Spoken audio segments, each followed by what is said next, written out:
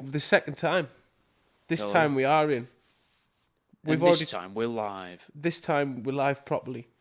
Yeah, we've But- already wasted and burnt through 5 minutes of material, guys, but it's okay. 1.5. Don't Brian.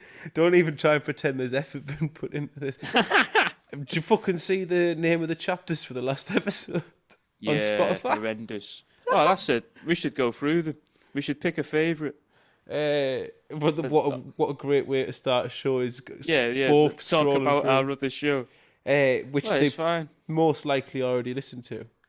Yeah, but they might not even know that this chapter's I've already had chapters now. I've already had people questioning about that as well. When I made a point about Jewish God, Christian God, and Muslim God not being the same God, although they're all from Abrahamic religion, like Abrahamic God. That obviously that God is to each of them the true God, but the representatives of God differ so greatly that each religion has its own interpretation of that God. Ergo, they're not actually the same God. Not that there's multiple of them; they're all monotheist. It's like one of them wooden blocks where you look at it from one way, it's a semicircle. You look at it from below, it's a square, and you look at it from the top, and it's a triangle. Aye, he's one of them. Everyone Yeah. gets a different one, and It's all Christians the get same free block. because they get a trinity. They're like, we've got to be greedy. Or even then, though, that's all the same guy. We want him to have factions. We want different. But they basically Christianity went. Acknowledging that there's three faces and going, but you're all wrong about the others. What they actually are is himself as a kid and a ghost. Christianity saw GTA 4 and San Andreas that came before it and went, right, GTA 5, 3 players, split. I want to be Christian Trevor, and he's just turning up full of fucking wine. Throwing tables over. He's the table thrower. You got Christian Franklin. CJ. Well, Franklin. Yeah. Shit, I'm getting them mixed up. Oh, I wonder why, audience. What a terrible man he is. You got GTA Christian CJ, who's the young one. You know, he's coming up the ranks. Impressionable, perfect for the priest. Then you got Michael risen, went through the fucking witness protection system, got himself sorted out, and now Rose he's again as another career criminal. Aye. And now he's forming the comeback against the people who... he's living a nice life. He's definitely not forming a comeback and trying to form the Crusades to take back from the people that put him in that cave. I don't think we need to go into the Crusades again for like a 4th episode on the bounce.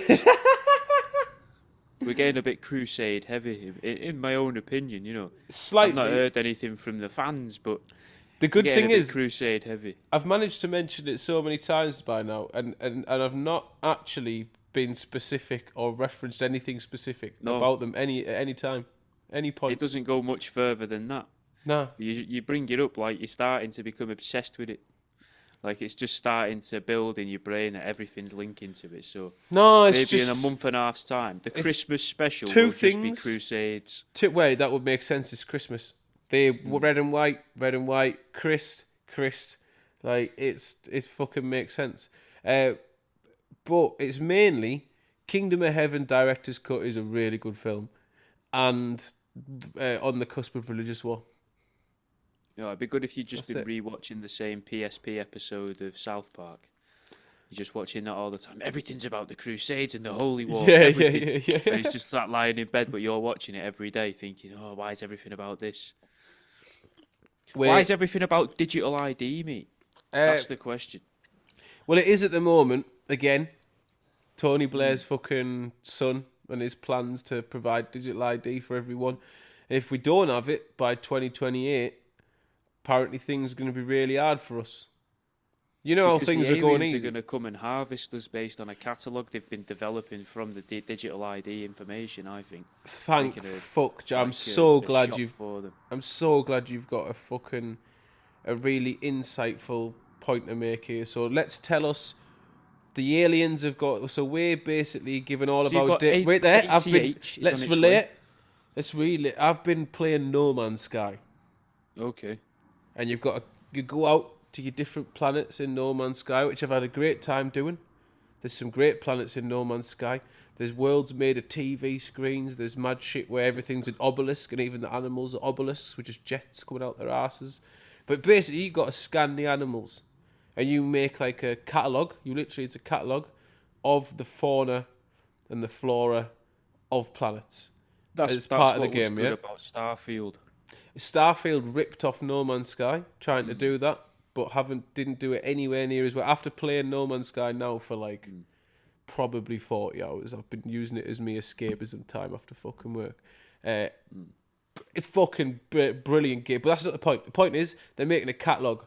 You're saying that we're providing. So are you saying the Blairs are almost like a fucking? They're not just going to be envoy. He's not just going to be envoy to the Middle East, but he's also envoy to the fucking the stars. Earthport 1. Yeah. So Blairs. It's nearish to there, nearer to there than England is. I mean, he doesn't have a soul. We know that. But if he was to sell it to anyone, if he could again, after he sold it to the fucking demons for Iraq, he would have certainly... Not even for Iraq. Just to have a go at it. Just to try. Just to fuck shit up for a bit, just to really make a name for himself. Just to reach for the stars. And that's what he's done now. The dream. He's reached out to them, literally gone, look, everybody, I really think it'd be great if we just provided all of the data to the aliens, and they'd really make a grand job of looking after us. And they would really enjoy eating some of the fatter ones as well. We're going to have a cataloguing system, a drop-down menu. Yeah, okay. So this is almost the cusp of, let's take it like, for years, obviously they've been collecting the data. We've been giving it in. We could say that, like, all the fast food chains and stuff like that are obviously pumping us full of the scran and everything, so we fatten up. I've got a link to this as well, to do with the digital IDs and the incoming alien harvest, which you'll like. So, to do with fast food and the sugary drink tax, right? I think what's going on now is they're trying to stop people from drinking full fat Coke, so that, like, the red can, and they won't let you have the free refills now in Nando's and things like that, which I'd make go to Nando's once a year, so I'm not impacted by it, but I am a big Coke drinker, and I don't like when the government try to take away my Coke or my dog. That's the two things I get hung up on, that the government are going to come for. Okay, and they seem to be coming for one of them at the minute, and they're normally always coming for the other. So I was surprised by this, but I think if you take Men in Black as reference, you've got that alien that comes. It's like sugar water. And he's like that. He wants the sugar water in it. He needs sugar. Yep. So what if the aliens come to harvest the sugar based on, maybe it was one of the 5 grains or 5 seeds gifted to us by the aliens when they originally came, as per what the Hopi tribe teach. So then we've got sugar, we're growing it, but we're using too much of it. So they're like, look, we need to fucking limit how much is being consumed and used, because we need to really fucking start stockpiling it, because that spaceship that we keep seeing about on Instagram is on its fucking way, and it's going to be here by probably November.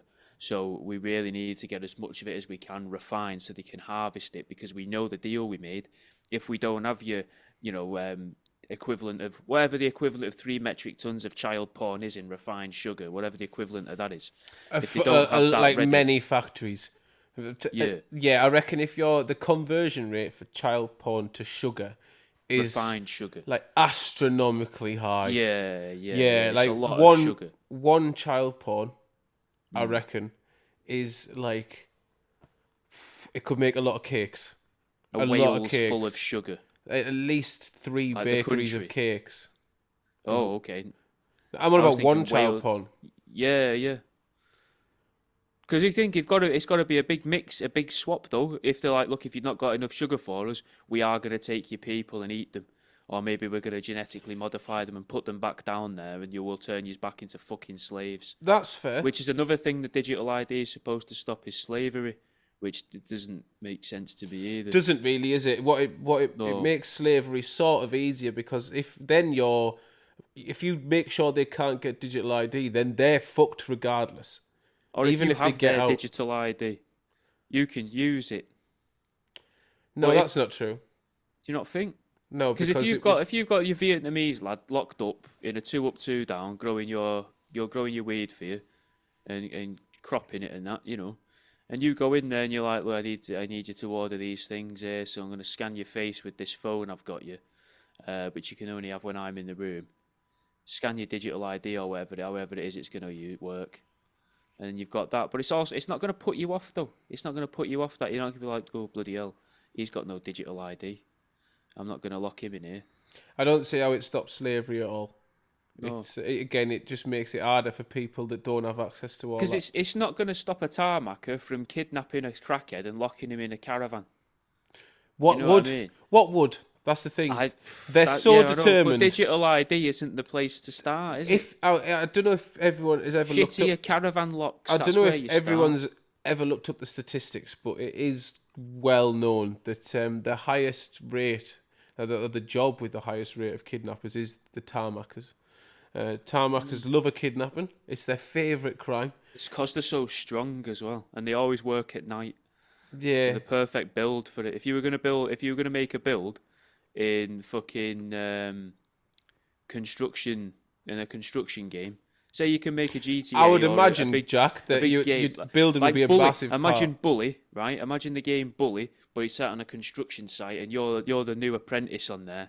And then at first you work with the carpenters, then you work with the brickies, then the plumbers and the plasterers, and then at the top you're working with the designers, and you're ruling over everyone. And it's like that. When you work with the tarmackers, there's a fair few stealth missions. Right, okay. Difficult thing. Tarmackers wear high-vis vests. There's an issue.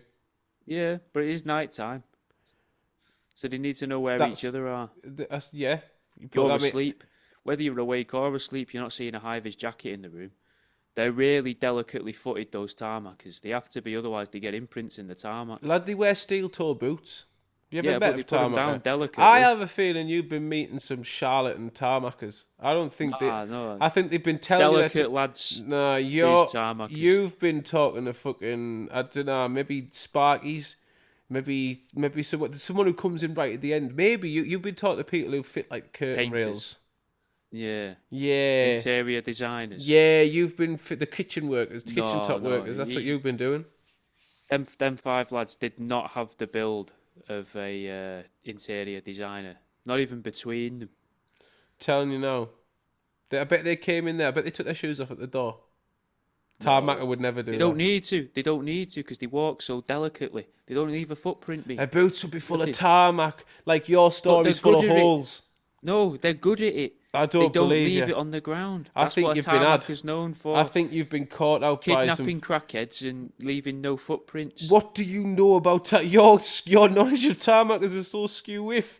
They're known for making roads. I don't know if you know that that's what they did. I think you've just created a term and why for do the burglars. roads?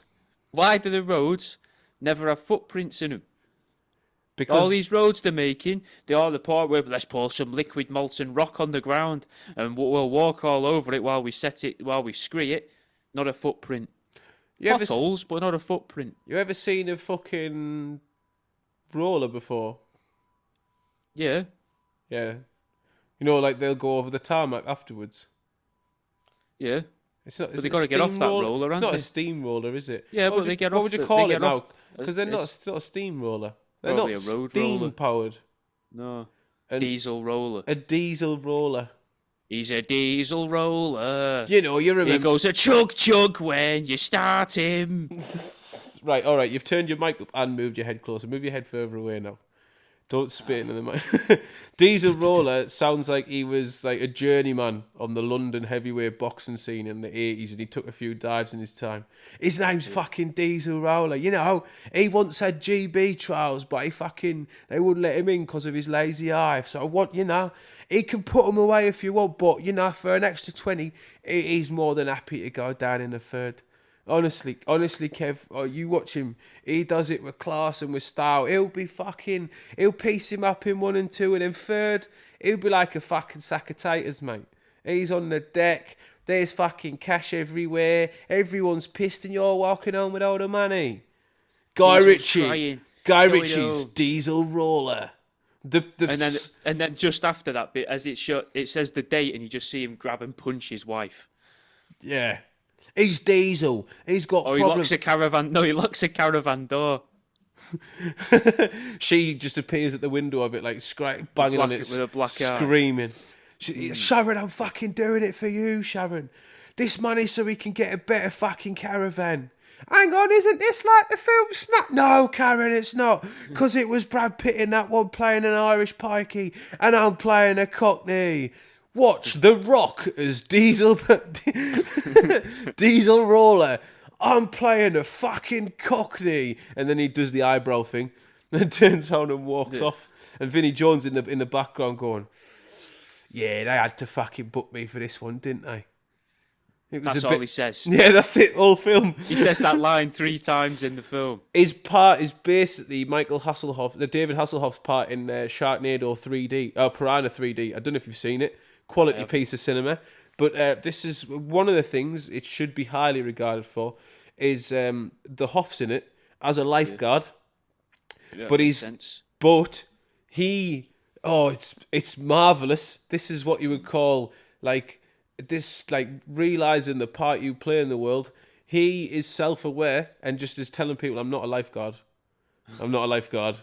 And then, like, at one point, he is the lifeguard of the pool while simultaneously telling people he's not the lifeguard of the pool. And the piranhas, or the shark, I can't remember if it's Piranha 3D or Sharknado 3D. I think it's Piranha 3D. Probably Piranha 3D. I don't remember a 3D Sharknado. There definitely was like Sharknado versus something like Megalodon versus or sort of 3D. Octopus. So, it might have been Giant Octopus 3D. Sharktopus as well. Where there's a combined one. I mean, the cinematic greats go on forever. We know there's a plethora of belters there, but the piranhas attack the pool, start biting everyone. And they're like, I've got a lifeguard, and he just looks around, not helping, going, I'm not a lifeguard. But amazing work. It'd be good if he was like, we need to go to the bay. Watch this, and then he just shows a video of where the bay is on his phone. There's definitely a part where he does the run at some point as well, which is class. Oh, yeah. This could just be an episode about Piranha 3D if you want. I like the idea that you could combine piranhas with the films and have Piranhana. And it's just people peel the banana skins, and they're out of every like 5th one on the bunches. There's a piranha in it. A piranha leaps out and eats the face. That's fucking mint, yeah. I like that. That is an incredible B-movie script. Thank you. If you get that's just off the top of all my you have head. to do. Just using words. Let's just use words. Let's to set make it films. up. Let's set it up. So a shipment comes in from South. Like, all right. First off, we have to like it starts. It starts, like 20, 30 years before the banana situation, and there's a war going on. South South American little conflict, little civil war or something going on. America are obviously backing one side because always they've started it. They want a coup in there, and they're backing the banana farmers. No. No. So no. In fact, no. So because I was thinking then you could have a little romance between the man banana farmer and the woman who's making genetically modified piranhas, and they have an illegal romance, and their baby goes on to make the piranha. Fuck off. The Americans are there, and they're like, look, we've been doing some mad stuff back home. Obviously, it's post World War II. I don't know if you've been following us. Cod in baguettes. Yeah, we've been CIA's been up to mad shit. We've got heart attack guns and all that now. So we want to maybe try out some of this mad advanced warfare. I've got a button you can press, and a haddock falls out the sky. We took this idea. We took some ideas from our friends over at Unit 731. Yes, another episode where I get to mention it. And we're going to start dropping animals from the sky. But they're going to be a bit fucked up because we've done these experiments on them. There might be some side effects, but it doesn't matter. We're going to drop piranhas on your foes. They're going to attack the wildlife, attack anything that they land on underneath, munch it all down. Now, they're radioactive piranhas to some degree, I reckon, probably. They have to be. Got to be radioactive. Yeah. So they've fallen down. They've used a meteorite that landed in this South American country, which is what set off the civil war there. Boom. Because it made the people in the house go a bit feral from the radioactivity. And there's resources in that meteorite that the Americans need. Other people came to attack them, and then they all started to get a bit, not zombified, but that other film? Yeah, that other film where they're sort of just taken. It's not the Mist, but it's something like that where they're sort of taken by the atmosphere basically, and it sort of just changes gives them rage. Well, so the piranhas start mushing up everything. The Americans are like, fuck, they're doing too good of a job. We'll drop some Agent Orange on it or some napalm as well. And what that does forms a fucking mad fusion, and the piranhas start fusing with all the wildlife and fauna, But they mainly fuse with the bananas because they find they can get in the skin. They find it's almost liquid in there because everything's hot. Get inside the banana skin. And suddenly these mad piranha bananas start getting made. The piranhana. Piranhanas. Yeah. And then cuts away. Years later, same village. But you don't know if you recognise it. It's been 30 years now. The war's cleaned up a bit. There's a sign for Coca-Cola. And it's a shipment. It's a load. Yeah, there's a sign for Coke up there. There's drinking a Coke. Señor Coca-Cola, sí. Something like that. And then it's a shipment. It's a truck's turned up to take fucking big storage container of bananas off to market. And then they go in a shipping. There's the montage. Truck, shipping container, ocean, dock scene in America, shipped out, and it goes. The screen splits into 5 vertical stripes. Each one's different trucks that then go to different supermarkets, and it splits again. And there's 25 because each stripe goes into 5, and there's more it trucks. Goes to distribution centres. Yeah, and it's gone all the way to all these different supermarkets, and that so you get a scope of what's going on. And you're like, what the fuck's going on here? And then no mention of piranhas for a while. It cuts to a next scene where we're introducing the characters who are going to be part of it, and it's just like a family. They go to a supermarket. A scientist. They make banana bread because they've been enjoying it since COVID. Yeah, a scientist.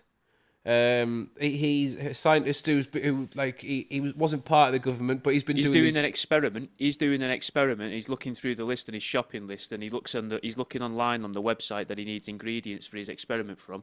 It says potassium sold out, and you just see him pull his hair. But the scientist, he's going to shop as well. He don't work for the government, but he turned it down. He turned it down because his dad worked for the government, and he heard his dad was involved in some shady stuff. His dad was the fucking piranha guy, and his dad killed himself after realising what happened and realised the potential of his errors. He held one of the bananas to the side, kept holding up the bananas to the side of his head. But they were normal ones. Piranha. Yeah, just waiting for the piranha to come out and eat. And it died of starvation. Yeah, just for doing the same potassium thing. Poisoning. Yeah. And then there's a veteran. He goes to a supermarket as well, obviously because he was there, and he's the one who when all this shit kicks off in the supermarket because this one supermarket takes on a high. It's the piranhas again. He and gets no one's it. Listening to him. Yeah. And they're like, oh, he's already Dave. looking at the bananas, sweating.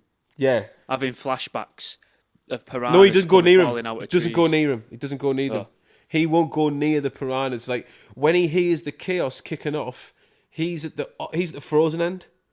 I like that the scene in the That's the difference. That's the difference. It starts off with him outside. He's having a cig and he sees a lad next to him drink a banana milkshake, clearly a banana milkshake. He slaps it out of the kid's hand and walks in. Yeah. And then it cuts to a different part of and the then cinema. People are all supermarket. People are all picking fruit at one end from the fruit part, and he's at the other end getting looking for pure just banana bits in the frozen bit, like the smoothie mix, and people are like, they do fresh ones down there. He's like, no. Mine need to be peeled and frozen. Yeah. I need to see my bananas before I eat them. And this woman and then she looks confused and scared while she's looking all there's that, a scream. Half, like down the camera, but also like this, so it's just slightly off the camera. And you just see over the shoulder. Like that, and his eyes widen, and he grabs her and he goes, Susie, I've heard that scream before. And she's going, get off me. My name's Diane. Get off. I'm telling security. He's like, there's no time for security now. There is no security anymore. I'm the only security you've got. Nothing can protect you from the piranha. And then the music starts. Piranha, and it just comes up and says it on the screen. Yeah, big bold. Or they do a rip-off, Piranhanas in Pyjamas, and it's just the same song from Bananas in Pyjamas. Surely it would be Piranhas in Bananas. Oh, that's even you better. Fucking knobhead. You absolute... Yeah. You changed the whole film there. It's a comedy if you do Piranhas in Pyjamas. No, that's the intro. And then they start, like, the bananas, and then one of them peeled down in my eyes. Like, they go, because it's an 18-plus film, because you're going to get some tits in here, because it's that Fish style tits. film. Yeah, you have to throw it. It's a B movie. You have to throw tits at it. The Piranhana in Pyjamas, one of them starts to take his pyjamas off all sexily, and then the one with the wig does it as well. But then as the one with the wig takes it off, the fella one peels down completely. It's a piranha, and it comes and shoots towards the screen. It's B movies, and they're always sort of self-aware, and they're always sort of making like jokes in them. So like just at one scene, because we're guessing the majority of this film first, we're gonna go. It'll go back to South America at some point, but the majority takes part in like one supermarket. Yeah, bit like 28 Days Later or something. It's focusing on one part of the outbreak. It keeps it cheap as well. For a bit, well, Location wise. Yeah. And what's happening is they're fighting. The piranhas are spreading, so they've managed to pop off everywhere. They go to the clothing section. The veteran, one of them's just you see him screaming. He's attacking this woman. Fucking batters it. He batters this fucking piranha, and it lands in the sleepwear. And that woman goes, "Is that piranha in the pajamas?" And he just looks at her like that doesn't mean anything to her, picks her up and takes her away. Over his shoulder. Yeah. All these piranhas are jumping up at him. Yeah. This is incredible. What's the second act? Right, so that's first up is the launch of the attack. Second act. And we've established the danger there. Now we need to make people care about the characters. Yes. No one's caring about this veteran because he can look after himself. Right, so we there's the veteran. No. You have to. Yeah, the veteran everyone cares about because the veteran's he's down on his luck. He's probably an alcoholic. He's an alcoholic, and everyone thinks that like he's just a gruff and angry guy. But he's an angry guy because he saw the very first generation of piranhas in South America. He was sent down there to try and be part of the coup. Realized what was going on and was like, didn't want a part of it. And then he saw this decimation. Realised that like what his side had been involved in and vowed never to be part of the forces again. That's what's turned him to drink. So this is his like, he knows that he's got to take his responsibility and look after these people, and he knows that this is the one thing that can cure his PTSD is if he puts an end to this once and for all. So ultimately, his mission, protect the people and shut down the cause. So he needs to shut down either the farm, or they need to really finish the job in the plant, like wherever the fucking things come from, yeah? You've got a family, you've got a young family there. There's your interest. Kid and mum. Single mum and child, yeah? And she's flirting with everyone around, but they're all off camera to keep costs on cast down. Well, she could be the tits. No. She's got to be pure. No. She's got to be pure because it's the mum. Because you want to care. It's the mum. Yeah. It's the mum. Well, what if we go for an elderly? The scientist is the tits. Yeah, an elderly scientist lady. Yeah, it's her from X-Files. It's her from X-Files. It's Gillian Anderson. I don't think she's not old enough. She is now, mate. Older still. She will be older by the time we finish filming. Also, her fee would have gone down, which is she'll pull some weight, and she's got good tits. So Gillian Anderson, she's the scientist who knows what's going on. Her dad was the one who developed the original piranhas that got dropped and created this whole thing. The dad killed himself, which is why she's grown up no dad, scientist, gone to the shop to get bananas for her experiment. What if she's found a way to combine the DNA of bananas and piranhas on a molecular level to bring her dad back to life? She has been working. She found all of her dad's old papers. She's been working on a piranha, which is a banana hidden inside of a piranha. She's been trying to make the ultimate. She's a food scientist. She's a food scientist, and she's been going, well, I really like fish curry, but there's not enough many bones. There's not enough fish curry with banana in it. So I'm going to develop a banana fish hybrid, and I'm going to start producing that. She's doing it that's what her dad was initially doing, and they sold his idea to the man because his wife was like, look, we're never going to make money trying to put fucking fish inside fruit. It's clearly fruit inside fish that everyone's going to go for. And he's like, no, it's fish inside fruit. And he sold the idea, this doesn't work because initially we were just going to drop piranhas on South America. But yeah, fucking Gillian Anderson with her tits out doing science at home. She's working out how to put animals in fruit. Yeah. Yeah, that's the thing. And then she hears about this and she gets a little ping on her phone. No, she's at the supermarket as well. No, she's not there yet. She's at home. And then you see on the wall, Ultimately, she's got her house clearly, because you see her house, and then it goes. You see the first shot is of her house, right? Then you see interior, and you see her at a desk, and she gets a little ping on her phone, and then she looks at a wall. There's a picture of clearly her house, and then red string filling out a local map. And you can see that she's purposely centered herself near loads of supermarkets. That's a great shout.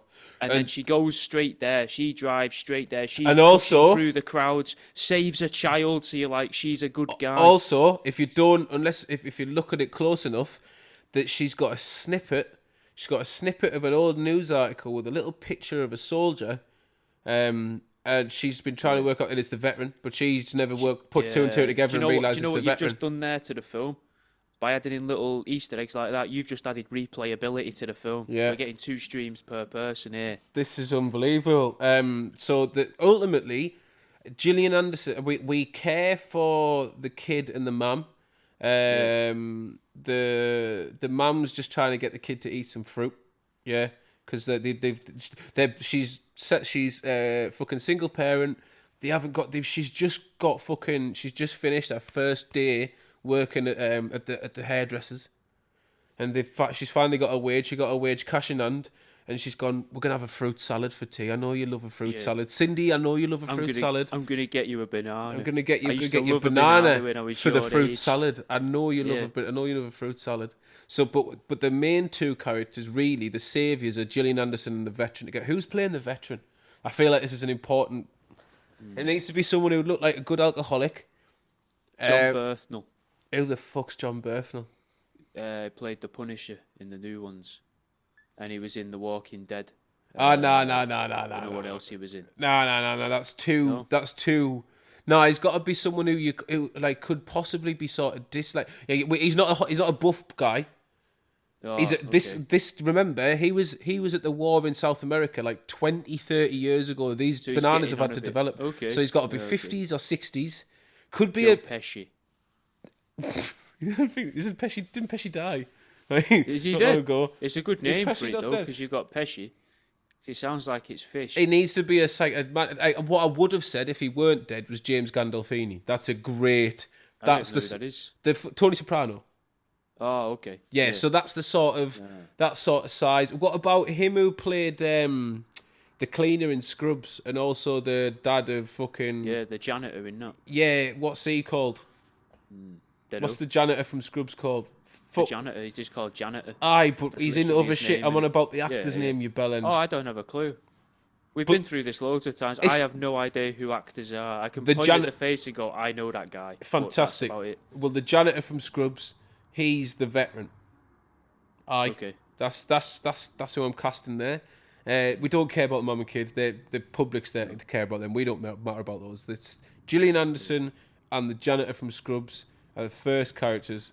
The main key characters. We need sort of like we need funny talking black guy. Oh. And why is he there? Don't say it all like that. That's not a good tone to set. There was no tone to me. It was like, let's have a think. I don't know any. Not in like a dickhead way. I always think that we've been through this before. I always think Daniel Day-Lewis is one of the black actors that's always in lots of films, but he's a white man. Yeah. That is a white man. That is one of the whitest men in cinema. And then I always get him confused with Jude Law, who I also think is a black guy. Very much a white man. Exactly. I'm not your best guy to ask for this, man. Right. I've got no idea. Okay, so exciting. Funny. Why would he be there? Why is he involved? He's conspiracy guy. Beetlejuice. We can have Beetlejuice in it. Beetlejuice's big return to this big screen. Yeah, okay. Beetlejuice is the conspiracy guy. Obviously, scientist lady. Guys, this number's past 4. I seen him, mate. I seen them on this round thing with these pointy things what moved around it, and then everyone was looking at it, and it told them when they was going to go home, and they listened to the thing on the wall with the more than the phone numbers, and then they done it, boss. Is how Juice. Can you spell the word cow? Cow. Cat, dog. Cow. Cat. It's a motherfucking cow, motherfucker. I don't. Everyone else spell cow. Cow. Motherfucker. I don't spell cow. I eat cow, motherfucker. And the whole time he's doing this in the kids' toy section. Yeah. Of the supermarket. Yeah. No, he's arguing with the trolleys. He keeps cutting back to him every now and then, and we follow his day, like the squirrel thing in Ice Age. Yeah, he's doing his own thing. It doesn't tie to the story at all. No, but at some point, it affects the main story slightly. Moves it forward. Beetlejuice just goes there every day. All right, Beetlejuice isn't the conspiracy guy, right? Beetlejuice just goes there every day, like a lot of fucking. Undercover operatives do. They gravitate towards places of the shopping places. Capitalism really has a grip on it's fucking permeated all aspects of human nature. Someone's got to buy CD singles still, though, isn't it? Someone has to chew on the plastic packaging before it's been opened. Yes. So he gets there, and the first bit we see is him doing that entire thing we've just said about spelling cow to the trolleys.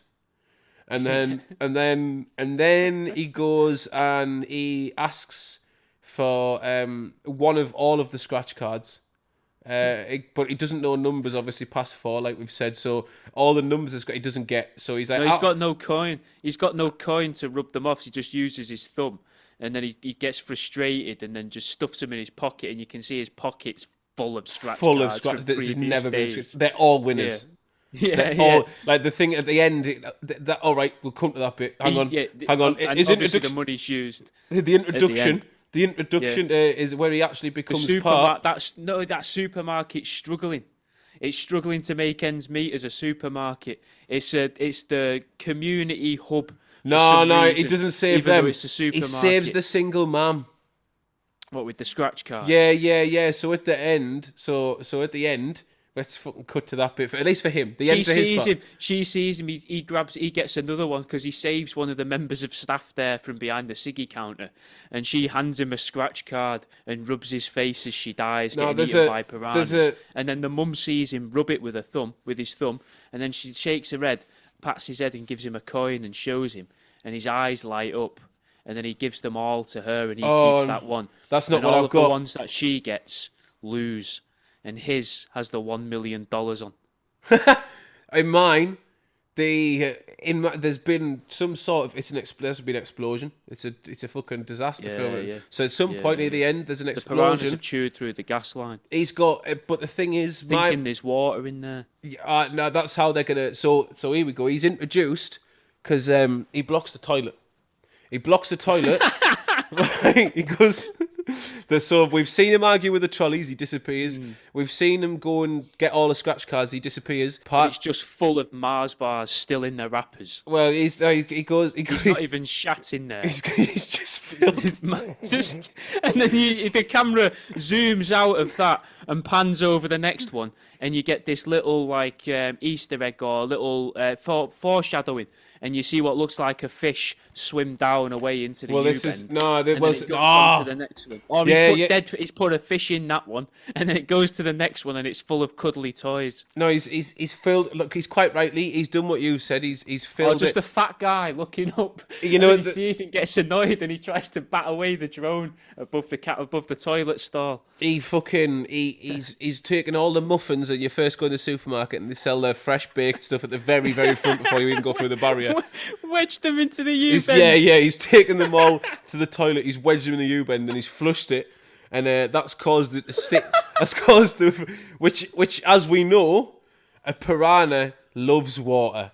So he's actually he's made the problem. So his introduction, after arguing with the trolleys and taking all the scratch cards with his pit payment, he's gone and flooded the toilets. So and now as he walks out.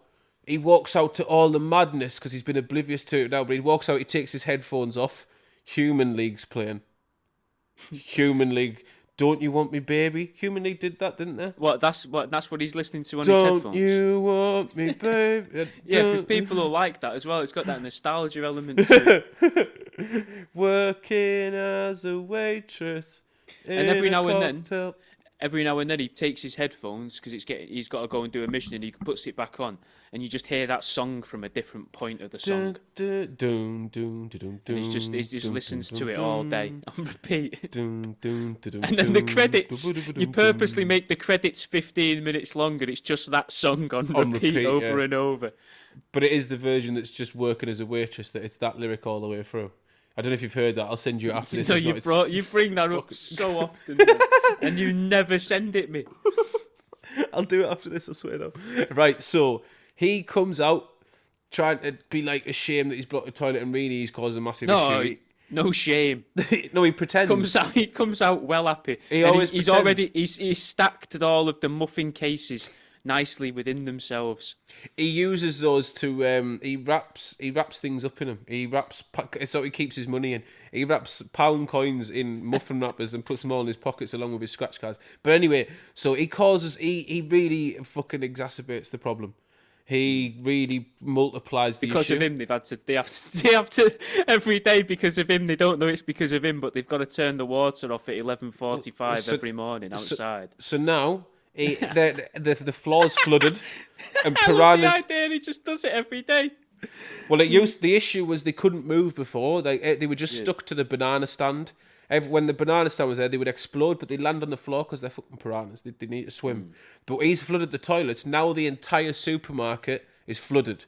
So now everyone's playing. I think it's better if we completely avoid the idea that piranhas need water, and we just allude to it's something to do with the banana. They're in the banana still. Yeah, but something from the banana. They can go on land. No, they can go on land, but they can still swim.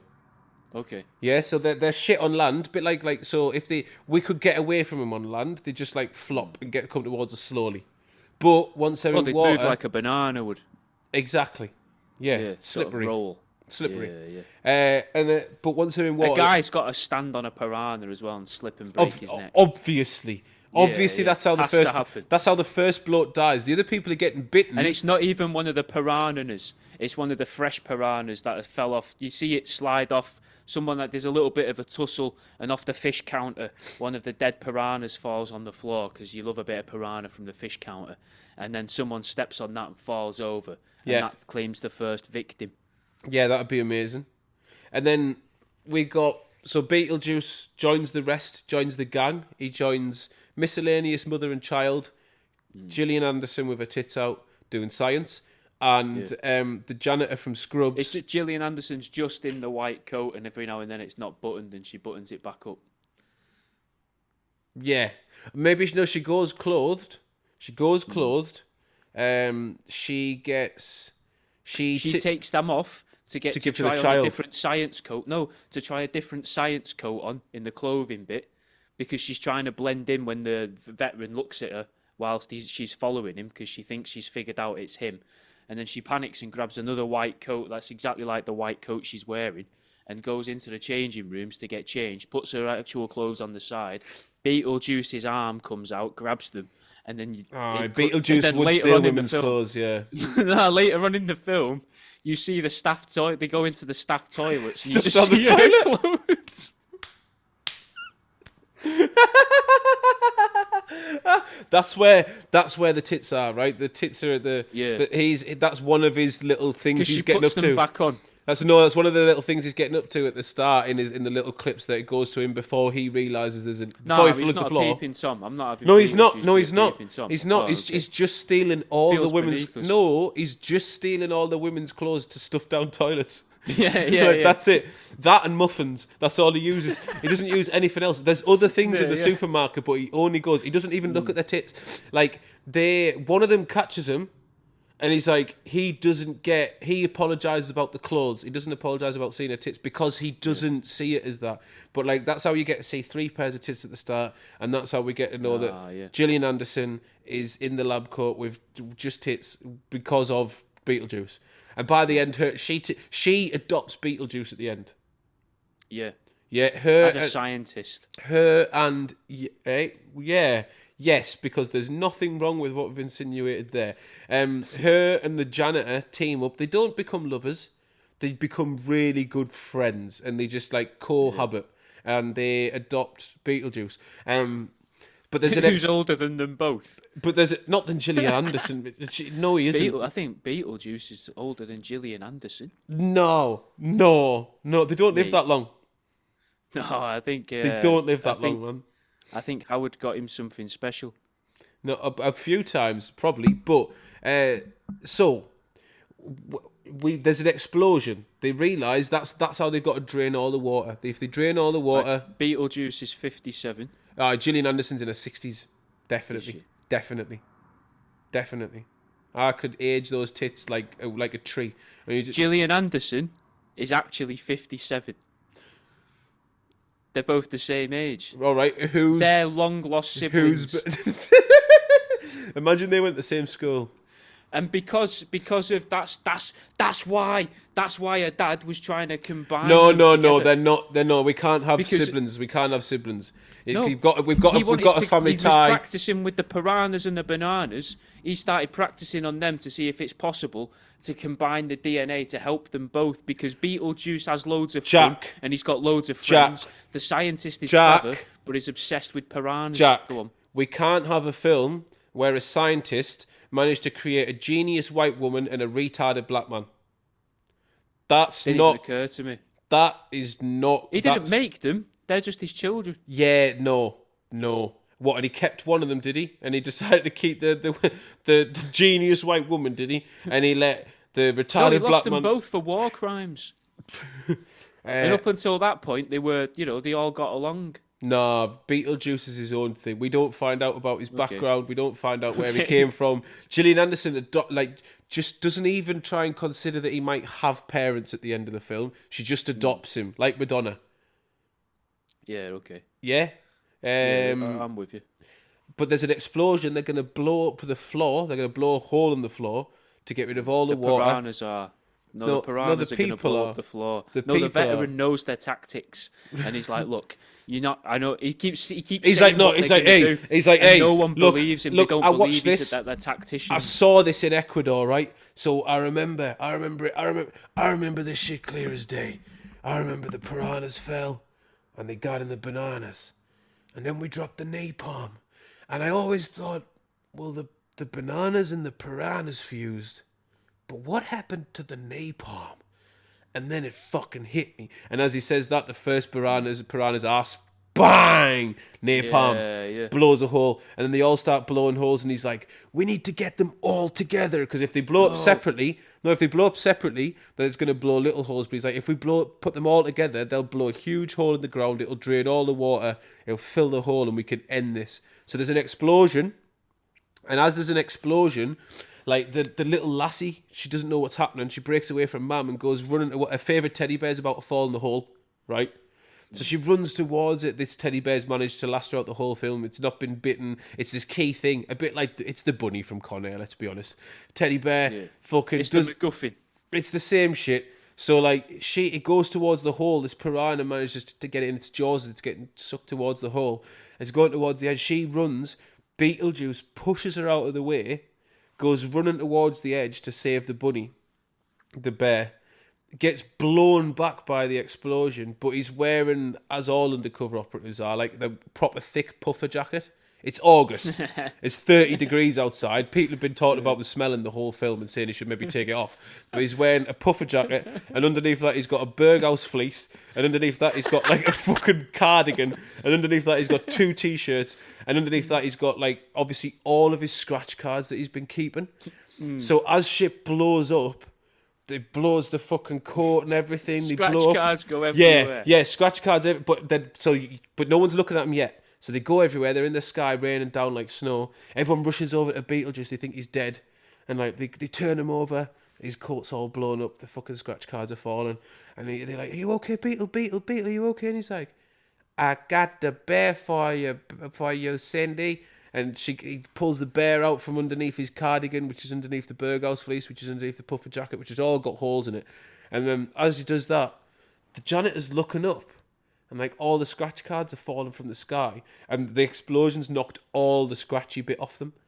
And as the first one falls down, the janitor holds it. He's like, "It's a fucking winner! I wouldn't believe it." And then he picks the next one, and the next one, they're all fucking winners, and they all make loads of coin. And then because Beetlejuice doesn't understand they're his, so they just rob from Beetlejuice. No, they adopt Beetlejuice. Beetlejuice knows. Oh, that's why they adopt him. Like him and Gillian Anderson share a little look and look at him and pull a little face. I like to think, and it gives it a bit sinister. I like to think Beetlejuice's little undercover operative power is that he knows winners. He's never scratched off a winner, and he's kept them all. And he was just waiting for the right people to share his winnings with. And this is a fucking real feel good end to this film. And he's I gonna. don't like a feel good ending. No, it's not totally ended yet. I want it to be sad. It's not totally ended yet. So fucking, it's all fallen. They're all sat there, and he's giving handfuls out. He gives them out to the mum and the daughter. Gives handfuls to the janitor, handfuls to Gillian. He's got handfuls, and they go to leave. He slips one to the one remaining piranha on the ground. Yeah, he's like, alive. Son. They scoop it up, put it in a bowl, take it home. Because, piranha's just doing piranha shit. Can't help it. Just don't get angry at it. So he scoops it up, puts it in a bowl. You wouldn't put it in a bowl. You'd take it home and attach it to your banana tree. You'd make a fruit salad from the cunt, wouldn't you? Let's be honest. Just to find out what it tastes like. And then as they go to leave, as they go outside, military vans, all black military vehicles, weapons out, guns drawn, private military contractor, and the CEO of the banana company / the fucking CIA who've been monitoring this situation all along, just going, you passed for now. Site Exodus. Site Exodus has been closed down. And then they just start shooting it up and they destroy the supermarket in front of it. So there's no trace. And they shoot at them guys as well. And nah. Scoops up the kid and turns around to defend the kid from the bullets and dies because we can't afford her for the sequel. No. And the veteran grabs Beetlejuice and you think, oh, he's going to do the same thing. And he just holds him in front of his own face and chest. Yeah. And that's how the film ends. No, I like your ending. But in the we're gonna make money from it ending, they blow up the whole supermarket, so there's no memory of it, and they can't tell the story because obviously Gillian's been explosion. But wait, Gillian's all the product placements on the screen, and that's where the funding came from. Everything that blows out the supermarket, like a bottle of Coke flies at the telly, a box of Nesquik flies at the telly. Like, it's a 3D film, and this is the only 3D element. Yes, the advert it's right at the end, and that one piranha that he gives. And the advert for the film is that bit from the end. Yeah, and everyone's like, "What piranhas?" It's just a shopping advert. Yeah, it's just an advert for Tesco. But they give obviously Gillian Anderson was trying to fucking find out the trace the whole thing that her dad had been doing. The veteran wanted to shut down the company, so this fucks them over. It doesn't make them happy because he's like, there's no evidence, there's none of it, we shut the site down. And then it cuts away. Next scene is Gillian Anderson, the janitor, and Beetlejuice all at their house, at Gillian Anderson's fucking mansion we saw at the start. And they're all having breakfast together, or they're all having pizza together, eating pizza at the end of the day because obviously Beetlejuice loves pizza. And they're watching on the news. One chain of 8 branches of a particular supermarket chain blew up mysteriously today across the nation. Some people are putting it down to possible failed gas maintenance, or perhaps a terrorist attack. And then they look at each other like, "Fuck, we'll never get them." And then I like the very end ending, or in the end credits bit, because it's nice to have one of them in there.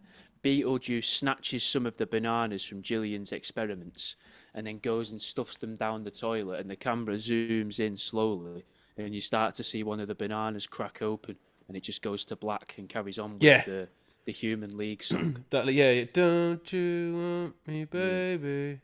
Don't you want... As he puts the headphone on, so you just hear the treble. Yeah. Yeah. Fucking mate. most of the way through the credits scene though, then as well, to get around any sort of like copyright issues, little screen on the side, and you think, oh, bloopers, and it's not. It's just Beetlejuice's hand holding his phone, and it says me humming Human League, so that you can tell that it's not actually the original. Yeah, like almost like a Blair Witch. Now there's a way if we could film it entirely through Beetlejuice and what he would point the phone at. So like during key scenes, it's just pointing at like spaghetti hoops, and then he's just shining between the spaghetti hoops, Branston Bees, spaghetti hoops, Branston Bees. Shit, it's biting him on the neck. But I really like spaghetti hoops. But I also really like Branston Beans. That's a really good fucking bean. Something like that. No, let's scrap the Blair Witch idea. I think we've taken on. There's too many. I think we've come up with a great. This might be the best thing we've ever done. This is fantastic. This is a literal film. We've just had there's three acts there. There's the start of there's the whole introduction.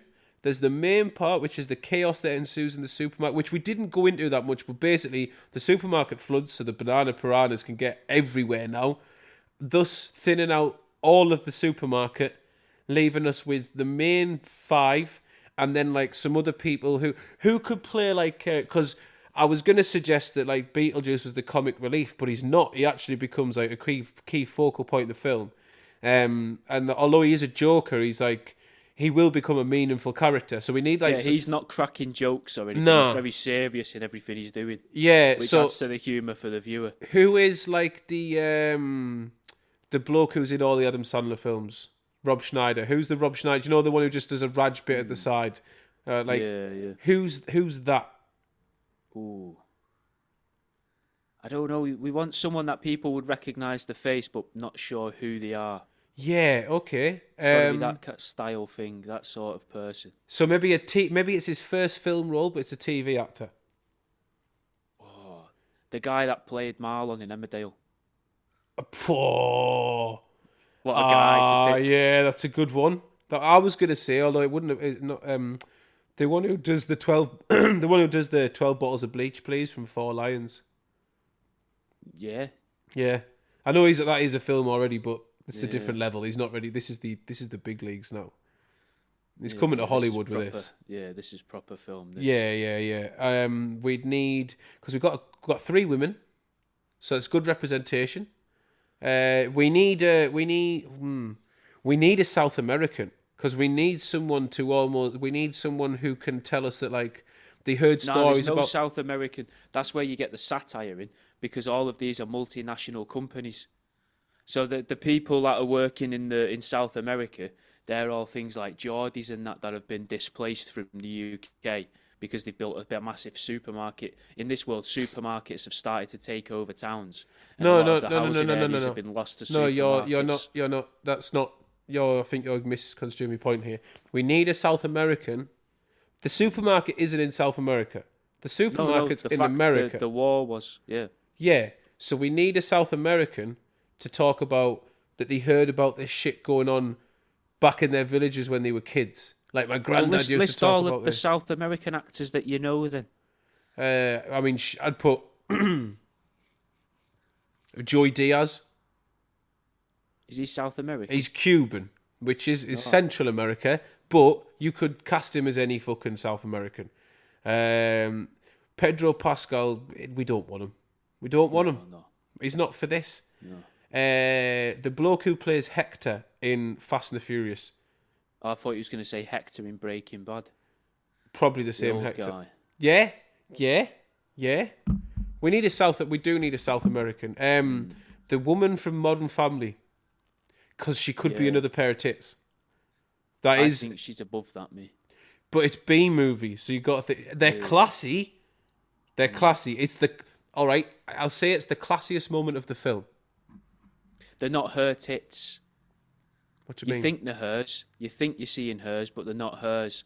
So she's stood in front of someone who's also like getting dressed or something, and just a bit of camera trickery as they're like pulling their top off their head or something. You can see her head, and it looks like it's on that woman's body in front. And then the one in front walks away, and you see that she's fully dressed. Nice. Ruined it that I don't get to see her tits, but nice. I like the cut. I like that. I like that. Good. That's how you and get then her in. and then she's the one who catches Beetlejuice trying to nick her clothes because Beetlejuice has just nicked them from the woman in front whose tits you do see, and then he goes to nick hers. I can't remember her name for the life of us, which is a shame. She's No a idea. beautiful woman, and very funny. But Beetlejuice goes into her room too early. She's still got all her clothes on, have we seen? So he goes into her room to nick them. He goes to reach over, and there's nothing there. And he grabs like a handful of her hair because where the clothes are meant to be, she's actually stood with like she's gone in there. She's gone in there. Her shoe. Nah, She's she's gone got in a there. foot on there to undo her laces. She's gone in there to make a call. She's not actually gone in there to change clothes. So she's leaning against the bit where you would maybe have the hook to put your clothes on, where he's always used to the clothes being, and he grabs a handful of hair instead. And she's like, "What the fuck are you doing in here? Hey, what the fuck are you doing? What are you trying to steal my clothes for?" And he's like, And then "Oh." she puts her arm up at a right angle and then runs and leaves a little cloud of smoke. Yeah, she goes, "Arriba!" and then fucks off. Yeah. And then enters the scene again from the other side. Yeah, and then while At she's the doing same that, it speed goes... later on in the film. Yeah. It's really tasteful, and we really Yeah. represent the cultures to their fullest. What else do we need? I think we've got it pretty much covered cast wise and that there. There needs to be a bad guy. Like, 'Cause as we've in, got this- no, there needs to be a dickhead. Oh, who's gonna? Oh, I just mean, I not get what you obviously mean. the corporation of the dickheads, but who's the Yeah, dickhead yeah. in the store? You know, the one who's like, Okay. you plan shit, goes against everyone, Yeah, tries to form a rival tribe. We need to have that sort of character. I tell you what, he's I was thinking Theo Von. he's as, nah, to he's play that sort of. not intelligent enough, because we need to have like someone who thinks they're clever. All right, it needs to be someone. They think they're better than everyone because they're vegan, so they wouldn't eat the fish. Ooh. They wouldn't eat the fish. They were like, I've not been eating bananas so he's not just vegan. He's hyper elitist with his food, so he doesn't eat bananas because of maybe it's because of the wars that broke out there or whatever. He was He doesn't eat anything you've got to peel. He just eats grain, so he was like very safe in the quinoa aisle. He was getting multigrains and whey protein to pad himself out because he's anemic because he doesn't eat fuck all. He doesn't eat anything. Yeah, and he forms what he believes to be a more elite tribe, and he's like fucking with their plans, and he's like, they're not going to eat me. The fish are going to realise I'm their friend. I'm going to get out of here. Fuck the veteran. Fuck science. Don't believe in that science bullshit. Science is what led us to this. Yeah, who's that? He's one of them. We want someone relatively young, I think. I think they've got to be kind of young. Yeah. It can't be an older guy. It wouldn't make sense as an older. It'd come across as funny if it was an older guy, because it'd be weird. Yeah, it needs to be someone, but they can't be too young because they've got to be. What about? Got to be Have you ever leader. seen Bullet Train? I've not. Well, there's a black guy in Bullet Train who plays one of the twins. I think he'd be good for that. Have a little look at him. Right. I think he'd be great for it because he's quite imposing in that. He's quite funny and likable as well. But I could imagine the characters in it finding him charming and going along with what he's saying. Oh, okay. What's his name? Brian Tyree Henry. This mush. There you go. I think so. It's a bit blurred, but yeah. Yeah, he's cool. Trying to think what else I've seen him in. He's in Atlanta. Yeah, he's in Atlanta. He is cool, but he's almost too. He's like their charismatic leader. Yeah, I suppose he'd fit. He's all nicey to them, but then stern when he needs to be and fucking aggressive towards the others. Yeah. But still likes the piranhas. Yeah, okay. All right, okay. I get that. So he's in with them. He almost wants to, we could say Free them. He wants to free the he's piranhas. religious as well. Yeah. But he's like doomsday cult religious. So he's like, this is the rapture. Oh, here we go. This is why the Jesus fish is the Jesus fish. This is the rapture Because it's a piranha fish. he not manages a to Jesus find. fish. He's always walking around with a Bible, and he starts turning to pages where it obviously it doesn't, but he relates certain Bible passages to what could possibly be Piranhana. And he's like reading anything up to do with fruit, scales, fish, yeah, any sort of like just shopping in raining. general, yeah, groceries. Obviously, there's Yeah. banana bread in the Bible, probably, so he talks about that. I reckon the slipping over Paper gag. bags, 'cause He'll it's talk set in about that. America. Yeah, Yeah. there'll be that. And he's like bring forth the He rapture. goes to the, but you see him he sneaks off to the fishmonger bit, and he starts chomping on the ice, and he's looking, and he gets caught, and he's like, it's the closest I can get, and he just crunches through ice cubes from the fishmonger aisle. I can't eat the flesh, but I can Yeah. taste the essence. Yeah. Sometimes Sometimes I'll blend it up and have me a little fish juice. And he's got like tea bags on him, but inside of it's sausage meat, and he just sniffs it.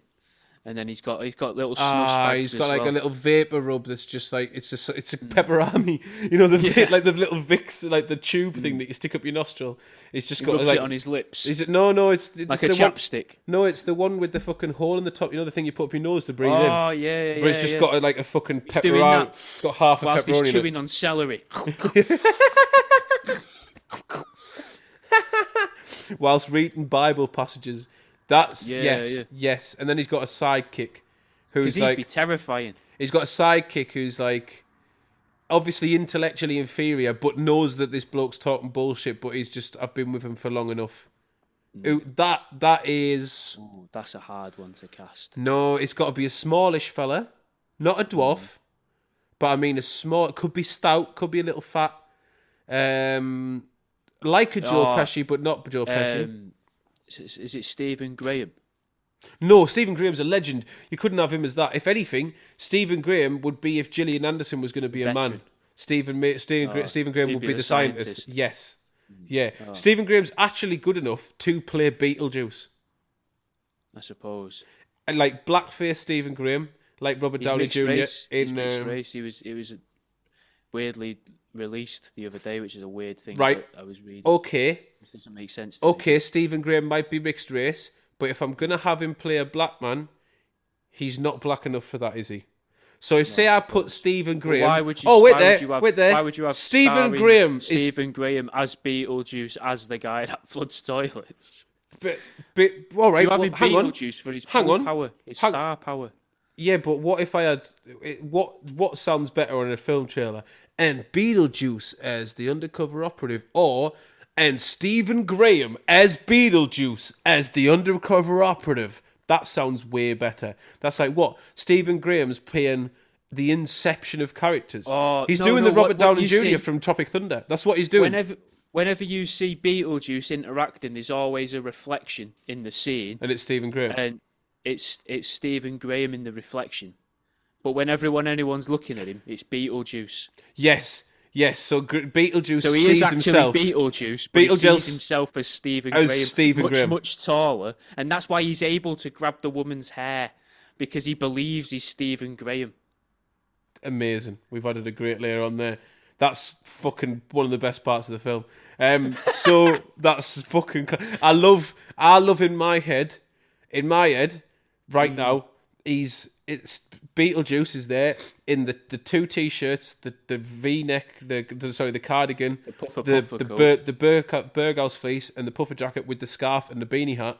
But then when he looks in the mirror, it's Stephen Graham in like a V-neck jumper pullover with like a white shirt, like so prim and like office guy. Yeah. Like, and he's carrying a book, but he's carrying what Beetlejuice thinks an intellectual. He's carrying the dictionary. He's walking around with the dictionary, reading the dictionary, and that's what Beetlejuice is. No, and then Beetlejuice, undercover operatives wouldn't think it'd be a dictionary. They'd think it'd be a thesaurus, because they'd think knowing the word thesaurus would be smarter. So he's got a thesaurus, and whenever Beetlejuice says anything, you just see Stephen Graham in the reflection saying, like, mouthing other words that would be used for that word. And then, but Beetlejuice then comes out and says none of that. Yeah, none of it yeah. Right, who's the sidekick of our man from Atlanta and Boardwalk Empire? Who's like, again, short, fat bloke. I mean, DeVito's too established. He's too old as well. Yeah. It's not got to be an old Nick guy. Frost. Nick Frost, I think's too old. What about if you used to go for Stavros? Stavy Baby would be a He would be belter. an amazing casting for that. Stavy. He doesn't do any of his pervy shit though. But it's just the other sides of him, like he is in Tyres, where he's fucking irritating. Yeah. And he thinks he's better. But he actually does know he's better than like his like leader bloke who he's going around with. Yeah, but no one else sees it. Yeah. No one else sees that, and he's like the only sane person involved in this cult. Yes. Yeah. Mate, we've just And written the cult guy, they've brought their own people along as well on a day trip. Yeah, they're there so that they can protest against certain foods. They're there that day to protest against the butter aisle.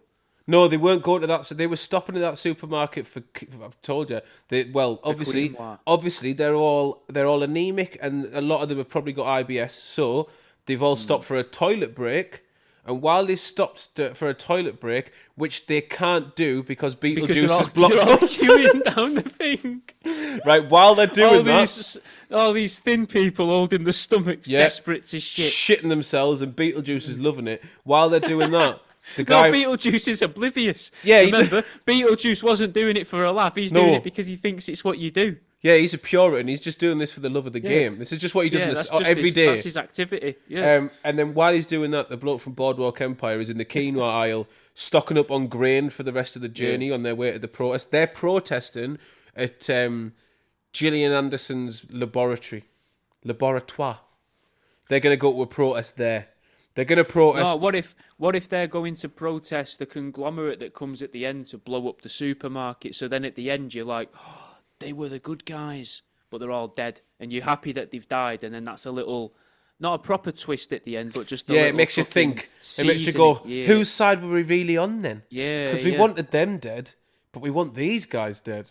Yeah, they're the bigger evil, the necessary evil, whatever you'd call them. All right, we've just written a film. I know, amazing. And we'll never remember it in half an hour. It's fine. There's video. There's literally evidence of it. This is almost too good to leave as a Patreon. This might go out later as a Spotify. Maybe. I think if we get rid of some of the other bits out of it, a bit of editing, it'd be fine. No, I think it's fine the way it is. Genuinely, in comparison with the last episode where I was on about depicting gods fighting each other, I think this is probably okay. But this is something to talk about at a later point. We've got 6 minutes to close off. Right, the soundtrack. Oh, okay. Yeah. Obviously, we've got "Don't You Want Me, Baby," which it's definitely the Human League. That's all right? there is. I don't know, but that's no. That's The only music no. That's got to be experiencing a good chunk of it from Beetlejuice's perspective.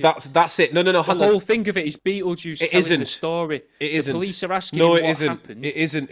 No. We can't do that because the whole point is there's no evidence, you dickhead. So there's no one talks to the police. No, but they're questioning Beetlejuice in another supermarket because they've caught him putting clothes down the toilet. Bollocks, and then Beetlejuice tells this whole story and no one believes him. Bollocks. And that's why ruin it. Because in his head, that's why he's putting him down the toilets because he's had to go to a new supermarket. No, we've been on a great run here, and I've been on the same wavelength as you for over an hour, which is the longest it's ever been. Don't ruin it. There's no evidence. The whole point in them blowing up the shop is that's it. They don't. Gillian never gets to fucking conclude her studies. But the bloke with the PTSD never gets to shut down the people who sent him to war.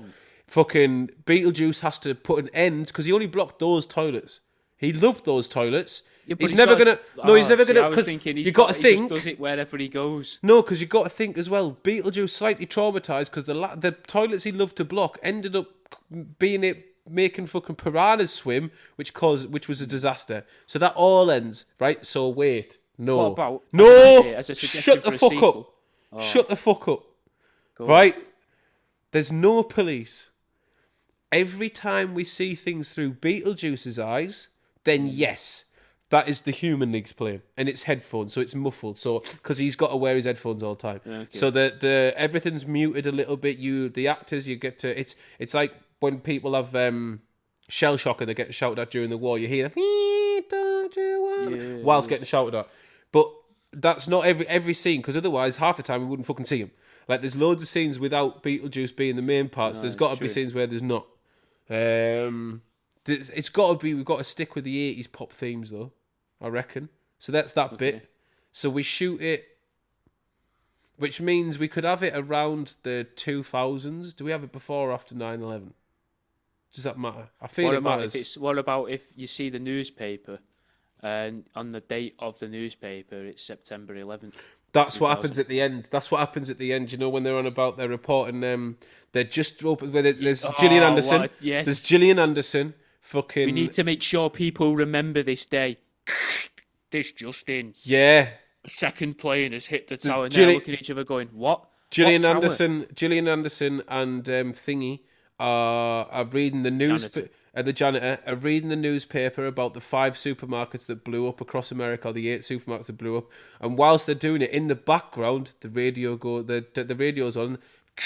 We would like to interrupt today's entertainment to bring you. We would like to interrupt the Human League. Yeah. Bring you some devastating news out of New York. Because you see, as they're just before you see them reading the newspaper, you see Beetlejuice sat there going like that. He frowns, pulls his earphones away.